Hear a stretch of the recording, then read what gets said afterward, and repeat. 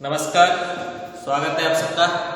तो पिछले क्लास में हम आपके एकांकी की विभाग से जो दूसरी एकांकी है प्रतिशोध डॉक्टर राम कुमार वर्मा का लिखा हुआ, तो उसको देख रहे थे। आगे बढ़ते हैं, थोड़ा सा फ्लैशबैक लेते हैं। यहाँ पे भारवी पंडित श्रीधर पंडित का पुत्र महाकवि, संस्कृत का महाकवि भारवी 2 दिन से घर नहीं आया है।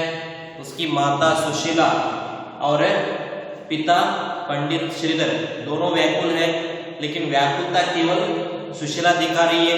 पंडित श्रीधर उसको समझाने का प्रयत्न कर रहे हैं कि वो कोई बच्चा तो नहीं है कि इधर उधर चला जाएगा, कहीं ना कहीं बैठा होगा, आ जाएगा। इस पर यहाँ पे इतनी शांत स्वभाव के पंडित श्रीधर को समझाते देख या शांत रहते देख सुशीला समझती है कि वही भारवी को घर से निकाले हैं या उन्हीं की वजह से भारवी घर नहीं आया है। और यहाँ पे बातचीत के दौरान ये भी होता है कि पंडित यहाँ पे यानी कि श्रीधर यहाँ पे कहते हैं कि मैं कहीं से भी उसको निकाल सकता हूँ, लेकिन हृदय से नहीं। तो सुशीला यहाँ पे कहती है कि अवश्य आपने कहीं हृदय से नहीं निकाला है, लेकिन घर से तो निकाल दिया होगा। श्रीधर कहते हैं, आगे देखिए, यदि वह अन्याय का आचरण करे, धर्म के प्रतिकूल चले, तो यह भी संभव है। यदि वह यानी कि भारवी अन्याय के मार्ग पर चले और धर्म के विरुद्ध आचरण करे, तो ये भी हो सकता है कि अर्थात वो अभी तक ऐसा नहीं किए हैं, ये बता रहे। भारवी के प्रति ऐसा दुर्व्यवहार नहीं किए हैं। कब करेंगे? अगर भारवी धर्म के विरुद्ध चलेंगे या धर्म के विपरीत चलेंगे या अन्याय के मार्ग पर चलेंगे, तो वो ऐसा भी कर सकते हैं, उसको घर से निकाल सकते हैं। सुशीला, तो आपने ही उसे आने से रोक दिया है क्या? आपने ही उसको घर आने से रोक दिया है क्या? ऐसा हो सकता है? कि प्रश्न पूछ रही है श्रीधर। मैंने रोका तो नहीं, किंतु यदि वह मेरी बात का उल्टा अर्थ लगाए तो मैं क्या कर सकता हूं? मैंने उसको घर आने से मना नहीं किया। यदि अगर उसने मेरे समझाए हुए बातों को उल्टा मतलब लेके घर नहीं आ रहा है, तो मैं कुछ नहीं कर सकता उसको। कुछ लोग अक्सर करते हैं, यहाँ पे नाराजगी जो है गुरु की हो या पिता की हो या एक ऐसे बड़े व्यक्ति की हो जो छोटों के प्रति कुछ नाराजगी दिखाते हैं, इसका अर्थ नहीं है कि उनके प्रति द्वेष दिखा रहे। उस नाराजगी में कुछ हित छुपा रहता है, कुछ ऐसी बदलाव करने की क्षमता रखती है कि वो चाहते हैं कि आप बदलें। इसका मतलब ये नहीं कि आप उनको द्वेष से देखें या उनको नफरत से देखें या उनके प्रति आक्रोश दिखाएं।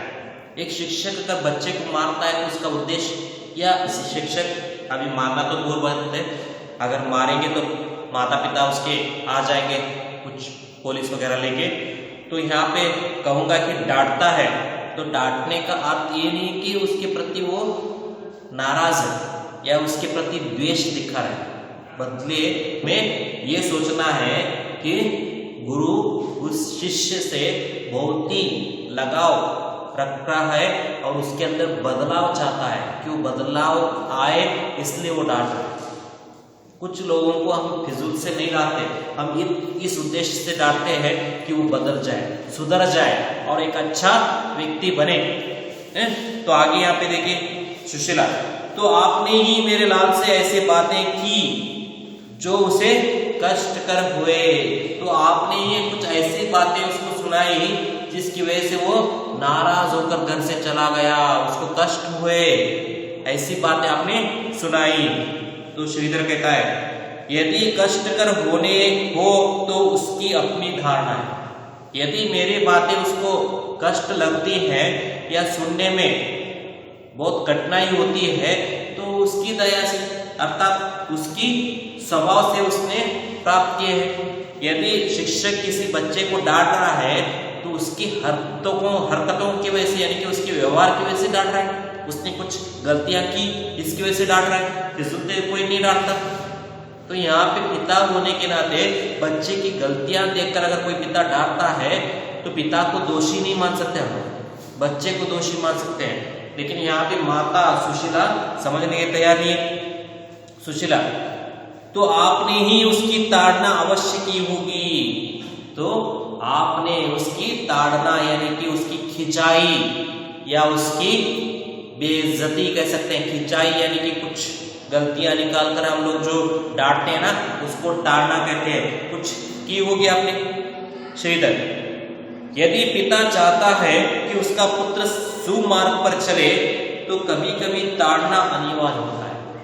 यदि पिता का उद्देश्य पुत्र के प्रति कि उसका पुत्र अच्छे रास्ते पर चले, एक अच्छे मार्ग पर चले, कोई गलतियां ना करे, तो उसके लिए पिता को पुत्र को डांटना ही पड़ता है, ताड़ना ही पड़ता है, कुछ बुरा भला कहना पड़ता है। कई पिता करते हैं।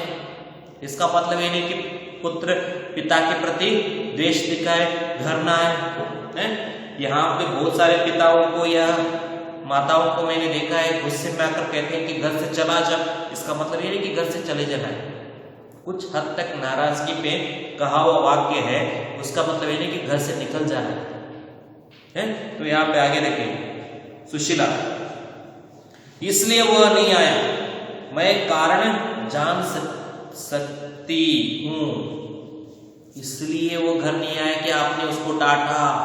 मैं समझ गई, मुझे पता चल गया। माता यहाँ पे अभी तक पुत्र की गलती को मानने के लिए तैयार नहीं है। वो माता है और उसके लिए पुत्र सर्वसंपन्न एक बड़ा व्यक्ति है उसके लिए। वो उसकी गलतियों को कभी मानने के लिए तैयार नहीं है। यहाँ पे पिता को ही दोषी बना रही है माता। श्रीधर, अवश्य, इधर मैंने देखा कि वो शास्त्रार्थ में अनेक पंडितों को पराजित कर रहा है। अवश्य, मैं यहाँ पे एक तरह से देख रहा था कि वो एक महापंडित, एक महाज्ञानी बनकर अपने द्वारा शास्त्र की जो लड़ाई थी उसके अंदर कई सारे पंडितों को उसने पराजित कर रहा था। मैंने उसको देखा। सुशीला, तो यह तो आपकी प्रसन्नता का विषय होना चाहिए। जब पुत्र आपसे बढ़कर चला गया है, बहुत सारे पंडितों को शास्त्र की लड़ाई में हरा चुका है, तो यह तो आपको खुशी की बात होनी चाहिए, खुश होना चाहिए आपको। श्रीधर, होना तो चाहिए, किंतु इधर मैंने देखा कि पंडितों की हार से उसका अहंकार बढ़ता गया। एक तरफ वो पंडितों को हराता हुआ महान कवि कहला रहा है, लेकिन दूसरी तरफ पंडितों के हार की वजह से उसके अंदर अहंकार उत्पन्न हो गया है। यहाँ पे देखिए, उदाहरण देता हूं।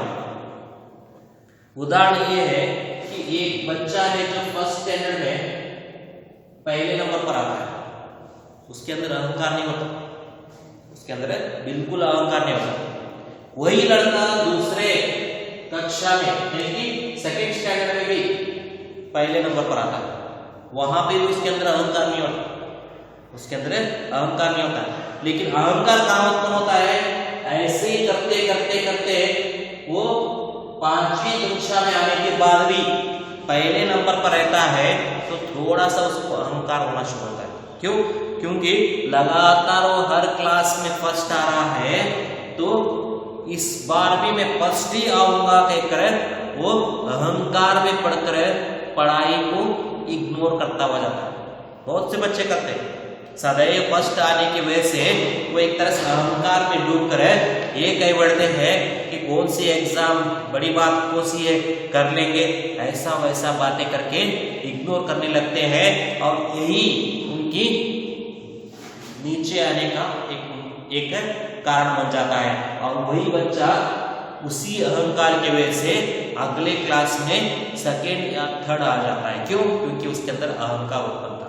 और यहाँ पे पिता ने भी वही देखा कि भारवी बहुत सारे पंडितों को तो पराजित कर दिया, लेकिन उस पराजय से उसके अंदर अहंकार, पराजय करने के उद्देश्य से उसके अंदर अहंकार उत्पन्न हो गया। उसे अपनी विद्वता का घमंड होने लगा। अपनी विद्वता यानी कि अपने अंदर रहने वाले जो ज्ञान की, अपने अंदर रहने वाली जो ज्ञान है ना, उसकी घमंड होने लगी, उसका गर्व सीमा का अतिक्रमण करने लगा। अर्थात जो सीमा रहती है, सीमा का दायरा रखा हमारे अंदर, कभी भी उसको लादना नहीं चाहिए। समझ लीजिए, माता पिता परिजन इनके बीच रहते समय कुछ सीमाएं रहते हैं, उसको कभी नहीं लादना चाहिए। उसके अंदर मर्यादा के अंदर रहना है। कभी भी हम बड़ों को बेइज्जत नहीं कर सकते, बड़ों के सामने ज्यादा ऊंची आवाज में बात नहीं कर सकते, बड़ों के सामने बैठकर उपदेश नहीं दे सकते। ये सब कुछ हमें नजर में रखकर बातें करनी होती है। कभी किसी भूल चूक में अगर हमने ऐसा कर लिया कि बड़ों के सामने ऊंची आवाज में बात कर लिया, उनको मर्यादा नहीं दी या उनके सामने एक तरह से बेअदबी से बैठ गए, तो वो एक तरह से माता पिता या बुजुर्गों को बुरा लगेगा और ये आपके अंदर का अहंकार साबित होगा। तो यहाँ पे वो भी हो गया। आगे देखिए, यह मुझे सहन नहीं हो सका। जब उसने अपने एक तरह से घमंड के कारण एक तरह से संयम का एक तरह से जो उसकी सीमा थी उसको लादना चाहा, तो मुझे बर्दाश्त नहीं हुआ, मुझे सहन नहीं हुआ। सुशीला, तो क्या आप मेरे लाल से ईर्ष्या करते हैं? क्या आप जो भारवी कर रहा है, पंडितों को पराजय करके जो अपना सम्मान कमा रहा है, क्या इससे आप उसको ईर्ष्या करते हैं? ईर्ष्या मतलब दूसरों को देखकर जलना। यहाँ पे पिता पुत्र के उन्नति को देखकर कभी नहीं जलता, कभी नहीं जलता, बल्कि खुश होता है। लेकिन यहाँ पे माता देखिए, उसको देखकर आप जल रहे हैं, तो इसलिए आपने उसको दंडित किया, ऐसा बता रहे हैं। तो आगे क्या होगा, किस तरह से उत्तर देंगे चरित्र पंडित, वो हम आगे क्लास में देखेंगे। फिर कल मिलते हैं। धन्यवाद।